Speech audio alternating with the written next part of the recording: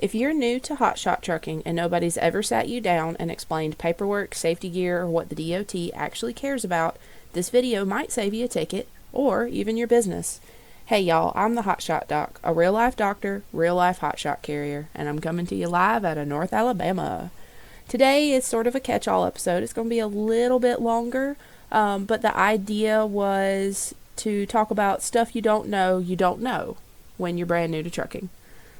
Sort of like best friend over coffee, let's talk about it kind of a thing. So, let's dive into some of the paperwork stuff. We'll get the boring things out of the way first. Part 1, bill of lading. What is that? I've said it in multiple videos. It's called a BOL, but what really is that? It's the most misunderstood piece of paper in trucking. I might argue with that statement, but for today's episode, it's going to be misunderstood. The bill of lading, or the BOL, does 3 things. It's the receipt of goods, proves you picked up the load. The contract of carriage, it defines the responsibility and liability. And it's proof of delivery, or title document, so it proves the load made it where it was supposed to go. In hotshot trucking, the BOL is typically provided by the shipper or broker. There are shippers and brokers who do not carry paper BOLs, and most of the time you want to make sure you have an actual signed piece of paper. You've got to have the signature. If you use a factoring company or any kind of faster payout service, they're going to want to see a signature that you picked up and delivered. If you get pulled over on the side of the road, they want to see this receipt, essentially. Truck stops carry paper BOL logbooks. Get you one. It's better to have it, and then when you're out in the middle of nowhere and suddenly they hit you with, well, we don't have this, you can whip one out and they can fill it out right there for you. So, the BOL is provided by the shipper or broker or your local truck stop. You sign it at pickup and get it signed again at delivery. That signed delivery is called a POD, a proof of delivery. That POD is how you get paid. Pro tip here, never rush delivery signatures. So you're in a rush, you've got another load to pick up, you want to go ahead and get that signature, hit the road, right? That's where you're going to get burned. Always get the BOL or POD signed after unloading and inspection. Make them inspect it first, make them unload it second, and then get them to sign. Don't let them walk away from you either. Why do you want this? If you sign before unloading, people can be sketchy in this industry. They can later claim that there was missing freight, there was damage, or it was even never delivered. So don't do that. A signed POD after an inspection protects you, your carrier, and your paycheck. DOT and BOLs, what does the inspector actually care about? Contrary to popular belief, the DOT almost never asks for your BOL during a roadside inspection unless they're suspecting something sketchy is going on. Then they're going to be digging deeper. DOT really focuses more on the license and medical card, the vehicle's condition, safety equipment, and hours of service, and then making sure that you have your insurance and markings correct. BOLs are carrier records, not inspection documents. So carriers, you really need to keep a copy of the BOL for at least a year in office files. You can keep the paper document. You probably do want to keep the paper backup document. So about once a week, truckers that spend their life over the road will stop at a post office and mail just big envelopes of paper receipts back to their carriers. At least that's how it's traditionally done. In today's electronic world, I just keep track of mostly the electronic picture submissions to my factoring company, and all of that is stored electronically, probably to the end of time if we're being honest. But you do want to try to keep hold of that original copy for at least a year. So that's the BOL. It's not too complicated. Just make sure you don't get signed until they have inspected it and taken it off your truck. Part 2, broker onboarding. So when you finally get a load, they finally agree that you're good enough to carry it for them. These are the packets, the rate cons, and then typical ways that you can get burned if you don't know what you're doing the first few times. If you're new to hotshot trucking, it's not clearly explained about this process typically. You don't just book a load, show up, and magically everybody's hunky-dory. You enter into a legal contract every single time that you ship freight. That's why there's all of this government intervention, all of these crazy insurance requirements. This is why, because it's a legally binding contract. This stuff is worth thousands, sometimes even millions worth of dollars. The contract is called the rate confirmation. So you call that broker, they accept you as their driver, they're going to send you a broker onboarding packet. They're going to send, if it's not somebody sketchy, they should send the information to the email on your Safer page, or to the dispatcher, and then y'all can have access with these emails or phone numbers. That's typically the way it's going to go. Before most brokers will give you freight, you have to complete a broker packet. This is how the broker vets the carrier. A typical broker packet is going to include the W-9, the certificate of insurance or the COI, the authority letter. They want to know that your MC number is active. Sometimes they want a voided check or ACH form if you're getting paid that way. Otherwise, they're going to want to know who your factoring company is, and they're going to want what's called an NOA or notice of assignment from the factoring company. They're going to have you fill out a carrier profile, sometimes about how many trucks and trailers you have, what you typically haul, stuff like that. And then they're going to want, as a finality, the signed broker carrier agreement listing out the specific terms you've agreed to. Once approved, you're in their system and can book loads faster. So that's why this broker relationship is important, is they're constantly finding loads, finding people to carry them, and once you're already in the system, it saves a lot of upfront paperwork. Pro tip, keep a ready-to-send broker packet folder. It saves hours and helps you win loads quicker. We've had instances where we've gone to fill in the broker packet, and they're still going to try to sell it behind your back because people have been burned way too many times. They may give you like a 15-minute grace period. One time, it took less than 10 minutes for somebody else to fill out the packet, and I think they probably beat us by like 60 seconds. And this has been in lean times when loads are hard to get.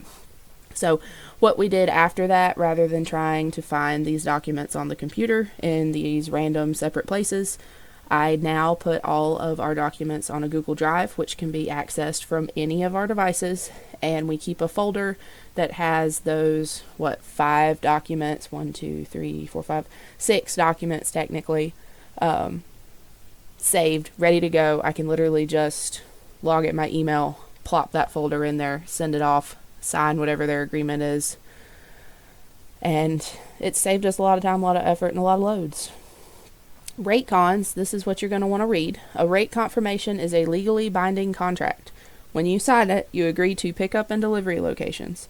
You agree to appointment times. You agree to a rate and accessorial, so what they would pay if you get delayed or something happens on their end. It lists commodity details. It lists load securement expectations, so whether you've got to strap it, tarp it, whatever. Cancellation and tonneau terms. And then penalties for failure to pick up or late delivery. So once you sign a rate con, backing out is considered a breach of contract. Most of the time that means you're going to be blacklisted as a company from that broker. That can really affect you and your ability to get jobs down the line. So don't do that. If you book a load, if you sign that rate con, you had better show up and do your darndest to do a good job. So you don't want to breach that contract. You don't want to miss appointments. You don't want to tear up their equipment because it can damage your carrier reputation. It can get you blacklisted by brokers. By the way, brokers are basically a networking position who you know, and they're going to talk.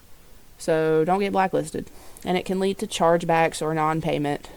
All of these things, there should be insets in your insurance policy about stuff like that too. Common rookie mistakes with rate cons. New drivers will typically mess a few of these up. It's part of the growing pains of learning how to do this if you've never worked in trucking before. Newbies will sign without reading detention terms, and all of a sudden you can only get $50 and they're going to detain you for like 3 or 4 hours. And if you drive away, it's a breach of contract. So make sure you've at least getting a fair rate for that. And I have a whole video about how to deal with brokers and the accessorial charges that you should know about as a carrier, as an owner-operator, and your dispatcher specifically should know about. Another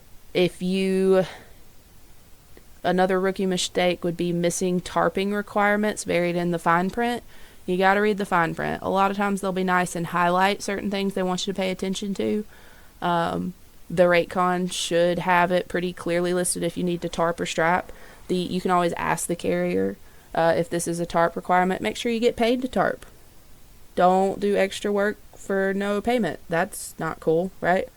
So make sure you're getting paid to tarp or do anything extra special with the load. Get paid for it. Not confirming load dimensions and weight. So they tell you one thing, and I have actually had this happen before. They'll tell you it's such and such poundage. The driver shows up. They've had some things happen on the back end with the shipper and the customers and all this mess. And all of a sudden, it's gone from a non-CDL weight to a CDL weight. Well, if I have a non-CDL driver going for that load, he clearly can't carry that without running a huge risk of getting it out of service and a tow away. So always triple check when you show up that this is the right thing, that you can legally tow this. Another thing you don't want to do is ignoring driver assist or job site PPE requirements. It's like, why do I need to have a hard hat? I'm driving a truck. Well, if you're delivering to a construction site, there's a legal requirement that if you go inside that gate, you have to have steel-toed boots, a safety vest, safety glasses, safety gloves, and a hard hat. So the best thing to do is just keep these things in the back of the truck, in the cab. I go over this in the next section, actually. One last thing you don't want to do is signing before confirming the pickup appointment availability.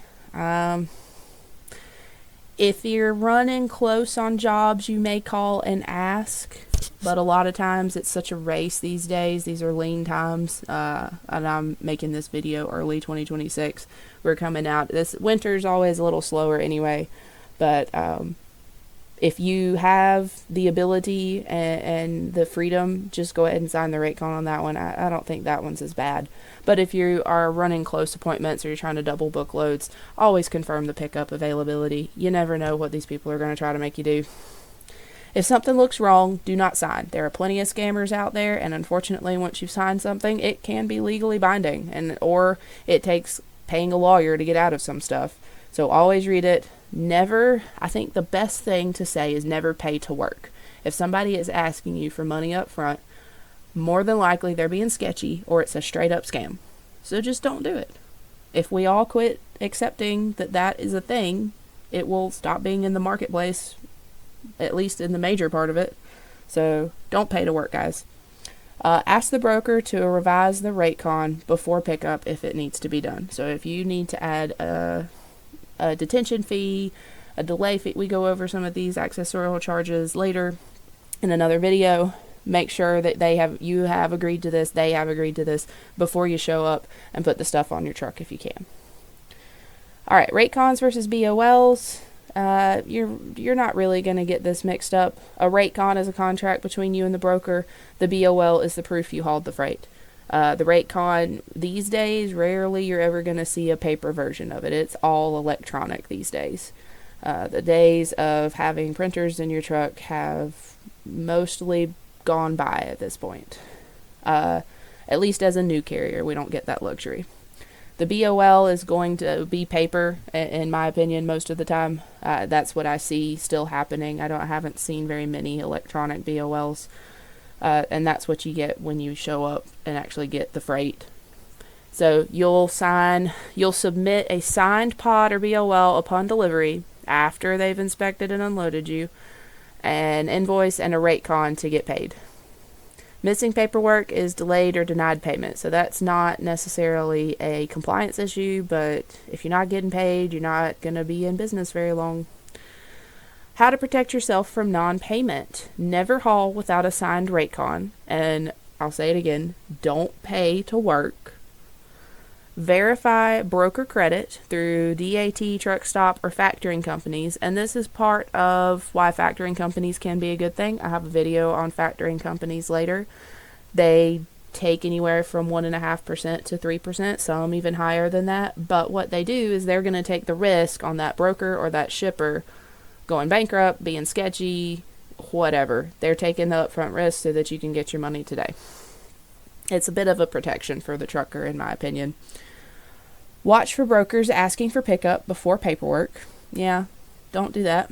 Keep email and text records. Having it written down, having it in writing. If it ever gets to the point you do end up with lawyers and court cases, records can save your butt. Your paperwork is your protection. Final reality check. Hotshot trucking is simple, but it is not casual. Every load is a contract, a compliance obligation, and a liability exposure. Drivers who treat it like a business survive. Drivers who don't. So, and I'd just like to go over one more time. I think the easiest thing to do with keeping some of these broker packet requirements is having these documents uploaded into a Google Drive, because you can access it from any device anywhere. And that's the hardest part, is being on your phone all day, especially if you're self-dispatching. As a small carrier, it was really nice when we got a dispatcher that could do all of that, because I'm having to do so many other things with keeping the company up and compliance and onboarding drivers, and it's a whole thing. So I will say that was probably the best decision we ever made, was to make the drivers self-dispatch and or offer them a dispatcher that was not us anymore.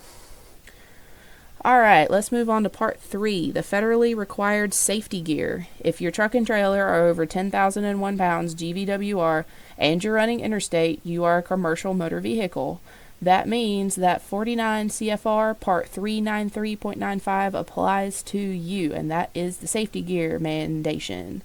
Every Hotshot truck must carry a fire extinguisher. It has a UL rated 5B to C minimum.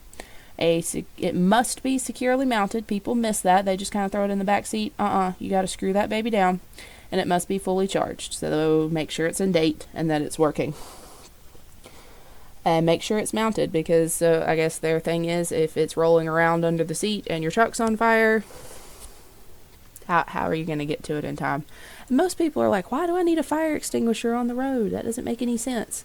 I thought that too, and then we had a guy in a Chevy, and his rear differential blew out and caught on fire for whatever reason, and the whole back side of his truck was on fire, and the fire extinguisher saved the load, if you will, saved most of the truck and the load. He had to go back and rebuild that whole differential. That was a bad day for everybody. Okay, warning devices. This is another safety device you have to have. Choose one. 3 reflective triangles, that's the most common and usually the cheapest, or you can have flares, or you can have electric lanterns. Triangles are safest because there's no fire risk. It's also the most common, and I mean, I guess it's not as much fun as a flare though, for all my pyro maniacs out there. The other thing people miss is safety equipment that you have to have: spare fuses. 1 spare for every type used if applicable. Alright. All of these 3 safety devices must be readily accessible, not buried under tarps and chains. So these are the things going in your cab: your fuses, your reflective triangles, and your fire extinguisher, going in the cab with you. Missing these will result in tickets or out of service orders. Other safety gear you should absolutely have. It's not federally required, but practically required by the job. So personal protective equipment, we talked a little about this earlier. Most job sites will not let you load or unload without these. It will be a high visibility vest, steel-toed boots, work gloves, safety glasses, and a hard hat. No PPE equals no load equals no money. So go ahead and get it, guys. Invest in that stuff. Emergency and roadside gear that I highly recommend. People think that they can cheap out on this stuff just because it's not federally required. Don't. You're going to end up on the side of the road at some point. That's just a given when you're dealing with vehicles. So make sure you've got a first aid kit. Make sure you have a flashlight or a headlamp. Wheel chocks. Traffic cones. That one's not as important to me.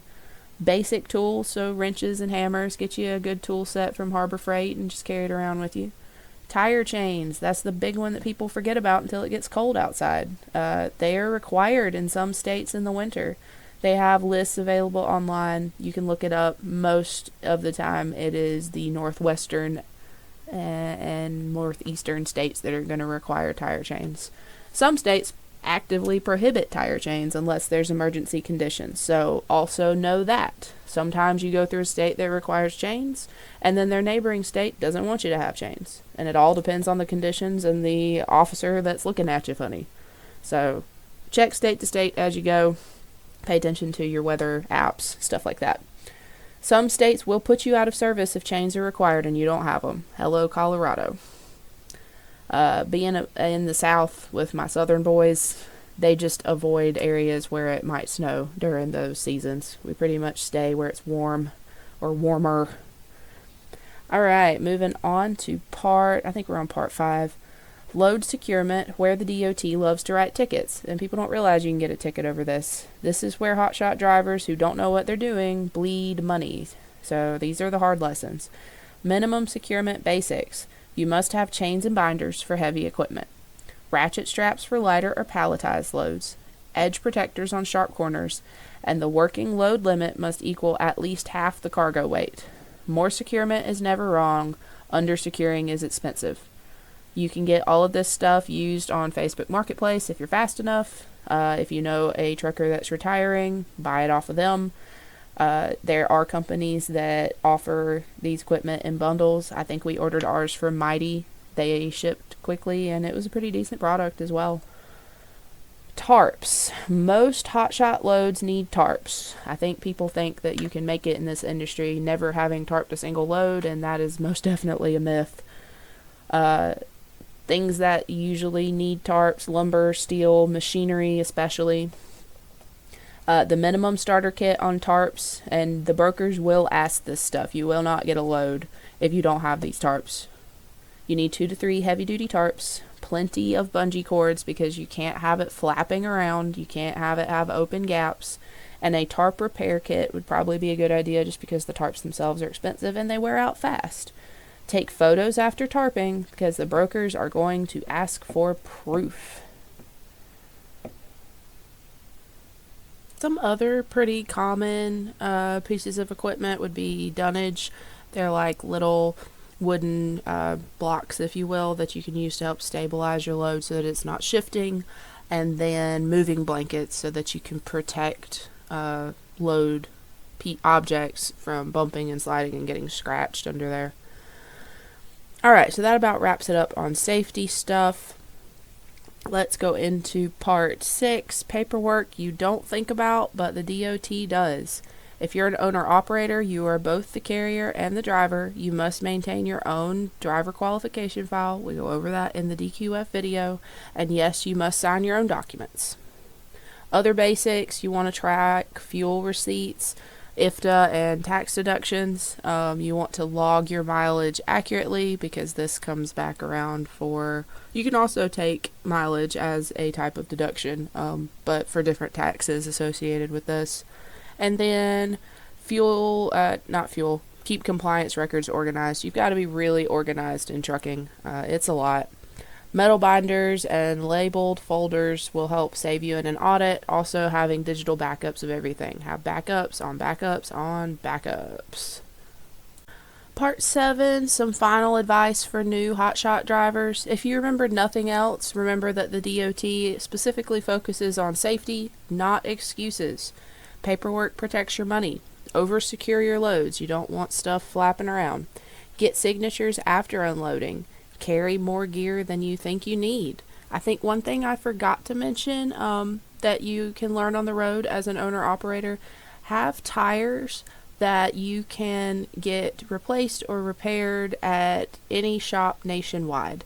So I know Walmart tires are cheap, but you know what? You can find a Walmart in almost any town in any state in America.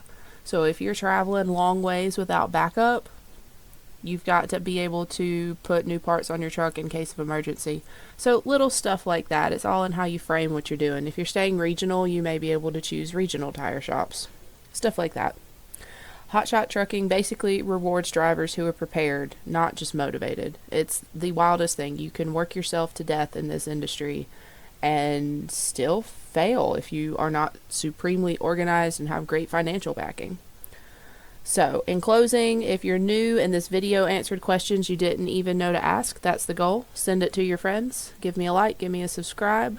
I try to keep things very simple and straightforward. It's confusing enough out there. I think on the next video, we're going to go over fuel cards, what that is, and the top 10 options for that. I'm the Hotshot Doc, y'all. I help hotshot drivers stay compliant, get paid, and stay in business. Roll Tide and roll on.